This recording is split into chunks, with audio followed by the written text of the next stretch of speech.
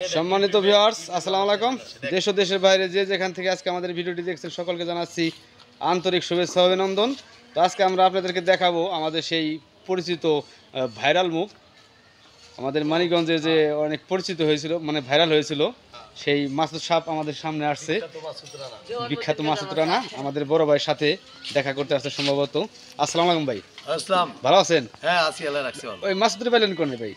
আর বললো না, মাসুদ রানা একটা সোজা সরল ছেলে। হ্যাঁ, এই ছেলেটা খুব ফ্রেশ মনে নায়িকাকে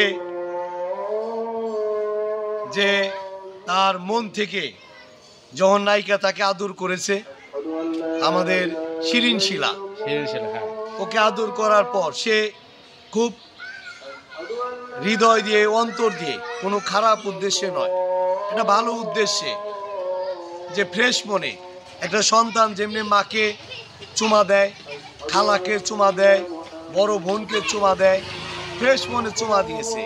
আর সেই শিরিন ছেলা ষড়যন্ত্রমূলকভাবে মানুষকে ধোঁকা দিয়ে এই মাসুদ রানার ছবি ভাইরাল করে কোটি কোটি টাকা ইনকাম করেছে, কিন্তু মাসুদ রানাকে 1 টাকাও দেয় না। কি সত্য? এটা সত্য। মাসুদ রানা তোমাকে টাকা দিছে? না না না, এটা একটা কম পাই নাই। শিরিন শিলার মাধ্যমে আমি কিছুই পাই আর নাই। যে ভিডিওটা শিরিন ছেলা ছেড়েছে সেটা কিন্তু মাসুদ রানা ছাড়ে নাই, না ভিডিওটাও মাসুদ রানা করে নাই। তাহলে শিরিন ছেলা সুন্দরভাবে মানুষকে ধোঁকা দিয়ে তার ছবি ভাইরাল করার জন্য এবং ভিউ বানানোর জন্য, কোটি কোটি টাকা ইনকাম করার জন্য মাসুদ রানাকে ব্যবহার করেছে। আমরা এটা বুঝতে পারছি। মাসুদ রানার কপালে টাকা আসে নাই, কিন্তু শিরিন শিলা কোটি কোটি টাকার মালিক হয়ে গেছে। তাহলে ভাই এটা কি বলতে চাইতেছেন, এটা সাধারণ একটা নাটক ছিল নাকি? এরা শিরিন শিলা ষড়যন্ত্র করেছে মাসুদ রানার উপরে, তাই না?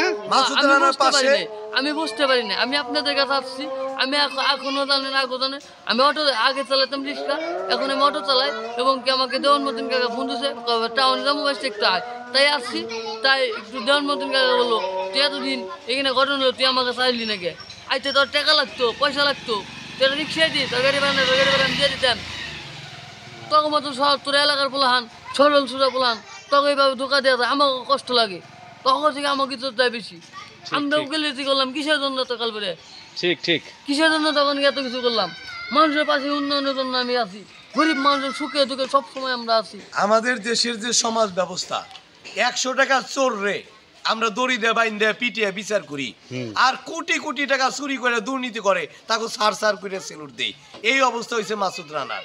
শিরিন ছেলা অভিনেত্রী, অভিনয় করে, কত নায়ক তাকে জড়িয়ে ধরে, কত নায়ক তাকে চুমা দেয়, তাতে যায় আসে না। একটা গরিব সাধারণ অসহায় মানুষ তাকে যেভাবে ওকে একটা চুমাই নয় দিছে, কিন্তু সেটা ভাইরাল করে সে কোটি কোটি টাকা ইনকাম করলো, আর এই গরিবের ভাইকে 1 টাকাও করলো না। এটা খুবই দুঃখজনক বিষয়, দুঃখজনক। আর আজকে মাসুদ রানার প্রতি জুলুম করা হয়েছে। মাসুদ আজকে বুঝতে পারতেছে যে এটা আসলে মাসুদের প্রতি অন্যায় করা হয়েছে, এবং কি এই নাটকটা ছিল সাজানো নাটক, আর শিরিন শিলারি নাটক ছিল এটা। মাসুদ রানা যদি আগে আমার কাছে আসতো, আমি তো ডাইরেক্ট মামলা করে দিতাম।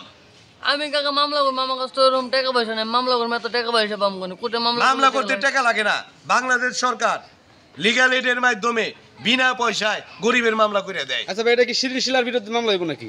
শিরিন শিলার বিরুদ্ধে মামলা করা উচিত। কি কারণে এই সুদা সরল ছেলেকে ভিডিও কইরা ভাইরাল কইরা সেই ফেসবুকে ছাড়লো? এটা তো উচিত হয় নাই।